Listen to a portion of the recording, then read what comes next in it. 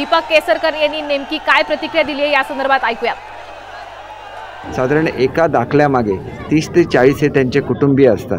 त्याच्यामुळे सुमारे 10 लाख विशेषतः मराठवाड्यातल्या लोकांना याचा फायदा होणार आहे आणि भारतातलं सर्वात मोठं सर्वेक्षण एका आठवड्यामध्ये पूर्ण केलं जात आहे। खरं तर हा जो न्याय मिळालेला आहे कुणबी समाजाला त्यांच्यामुळे मिळालेला असल्यामुळे एका अर्थाने त्यांनी केलेल्या मागण्या सगळ्या पूर्तता झाली आहे। एका अर्थाने हा विजय त्यांना मुंबईमध्ये साजरा करायचा असेल।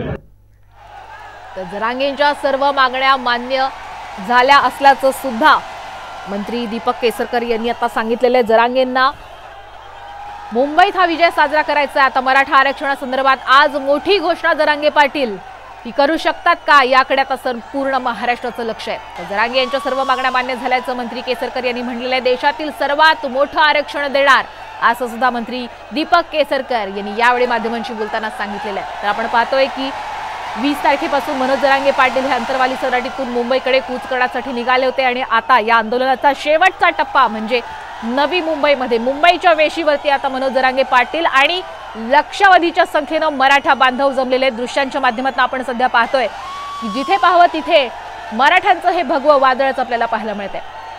वाशीतून वाशीच्या शिवाजी चौकातली ही थेट दृश्य आपण पाहतोय। जरांगे यांच्या सर्व मागण्या मान्य झालेल्या आहेत आणि देशातील सर्वात मोठं आरक्षण देणार असल्याचं मंत्री दीपक केसरकर यांनी यावेळी ग्वाही दिलेली आहे।